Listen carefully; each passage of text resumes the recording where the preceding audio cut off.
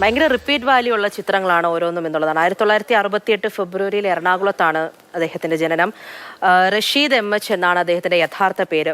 ഷാഫി എന്നുള്ള പേരാണ് നമ്മളുടെ മനസ്സിലുള്ളതെങ്കിലും റഷീദ് എന്നാണ് അദ്ദേഹത്തിന്റെ യഥാർത്ഥ പേര്. പ്രശസ്ത സംവിധായക ജോഡികളായ റാഫി മക്കാർട്ടിൻ, അതിലെ റാഫിയുടെ അനുജനാണ് ഷാഫി.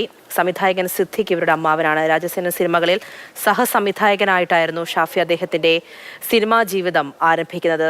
സിദ്ദിഖിന് പിന്നാലെ ഇപ്പോൾ ഷാഫിയും വിടവാങ്ങുകയാണ്. ശ്യാം പ്രസാദ് ഉത്തമൻ വിവരങ്ങളുമായി ചെയ്യുന്നുണ്ട്. ശ്യാം, ഇങ്ങനെ പല കാര്യങ്ങൾ ഇങ്ങനെ നോക്കി വരുമ്പോൾ കാണുന്നുണ്ടായിരുന്നു റാഫി അദ്ദേഹത്തിന്റെ അനുജനാണ്, റാഫിയുടെ അനുജനാണ്.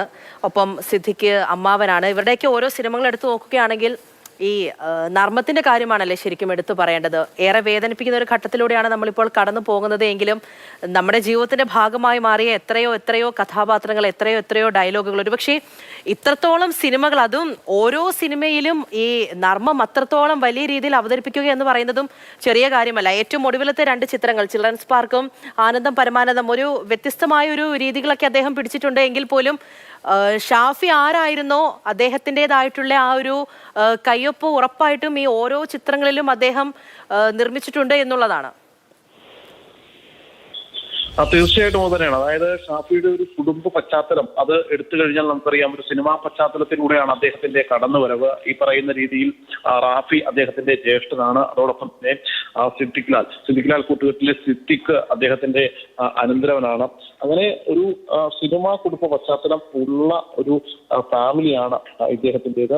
അദ്ദേഹത്തിന്റെ ആ ഒരു ഈ സിദ്ദിഖിന്റെയൊക്കെ സിനിമകളുടെ അനുസ്മരിപ്പിക്കുന്ന വിധം മുഴുനീള കോമഡി സിനിമകളായിരുന്നെങ്കിൽ അതേപോലെ കോമഡി സിനിമകൾ മാത്രം എടുക്കാൻ അദ്ദേഹത്തിന് കഴിഞ്ഞു. ഈ തമാശയ്ക്കൊപ്പം അദ്ദേഹത്തിന്റെ കഥകളോട് ചേർന്ന് നിൽക്കുന്ന നാടകീയതയും ഒക്കെയായിരുന്നു ഷാഫിയുടെ ചിത്രങ്ങളെ വ്യത്യസ്തമാക്കുന്നതും. ഒരേ തരം ചിത്രങ്ങളെടുത്ത് തുടർ ഹിറ്റുകൾ നേടിയ സംവിധായകൻ എന്ന് കൂടി നമുക്ക് വേണമെങ്കിൽ ഷാഫിയെ വിശേഷിപ്പിക്കാം.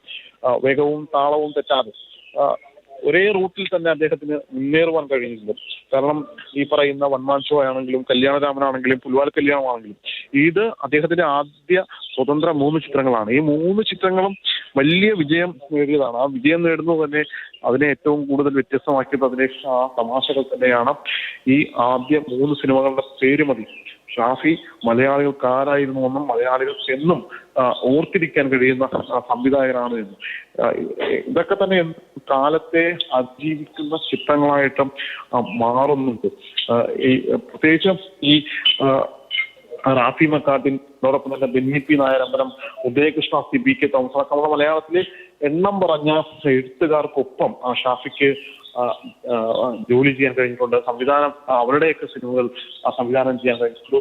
അതൊക്കെയാണ് ഷാഫിയുടെ സിനിമകളെ കൂടുതൽ വ്യത്യസ്തമാക്കുന്നത്.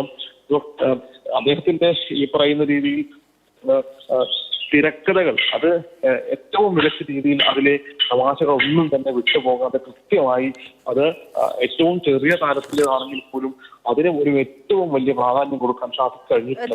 തീർച്ചയായും ശ്യാം, നമ്മൾ പല ഇന്റർവ്യൂകളൊക്കെ കണ്ടു നോക്കുകയാണെങ്കിൽ ഓരോ നടന്മാരും നടിമാരും മറ്റ് അഭിനേതാക്കളും ഒക്കെ പറയുന്നുണ്ടായിരുന്നു സിനിമാ സെറ്റിൽ പോലും അത്രത്തോളം സൗഹൃദപരമായി സൗമ്യനായി എല്ലാവരോടൊപ്പം ചേർന്ന് നിൽക്കുന്ന ഒരു നല്ലൊരു വ്യക്തിത്വത്തിനുടമ കൂടിയായിരുന്നു ഷാഫി എന്നുള്ളത്. ഇപ്പോൾ രാജൻ പി ദേവ് അദ്ദേഹത്തിന്റെ ഓരോ കഥാപാത്രങ്ങൾ നോക്കുകയാണെങ്കിൽ സീരിയസ് ആയിട്ടുള്ള ഒരുപാട് കഥാപാത്രങ്ങളുണ്ട്, വില്ലൻ കഥാപാത്രങ്ങളുണ്ട്. അതിനുശേഷം അദ്ദേഹത്തെ ഒരു നർമ്മത്തിൽ ചാലിച്ച ഒരു കഥാപാത്രമായി നമ്മളുടെ മനസ്സിൽ പ്രതിഷ്ഠിച്ച ഒരു സിനിമ എന്ന് പറയുന്നത് തീർച്ചയായിട്ടും അത് തൊമ്മനും മക്കളുമാണ്.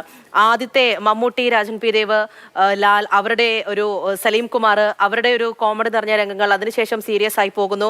അതിന്റെ ക്ലൈമാക്സിൽ വേദനിപ്പിക്കുന്ന രീതിയിലായിരിക്കുമെന്ന് ആദ്യം കാണുമ്പോൾ തോന്നും. പക്ഷേ മല കയറി പോകുന്നുണ്ട്, ആത്മഹത്യ ചെയ്യാൻ പോവുകയാണ് എന്നുള്ള രീതിയിൽ. പക്ഷെ അതിനിടയിൽ അദ്ദേഹം പറയുന്ന കുറേ ഡയലോഗുകളുണ്ട്. എങ്ങനെയാണ് നമ്മളുടെ മനസ്സിൽ നിന്നും അതൊക്കെ മായുന്നത്?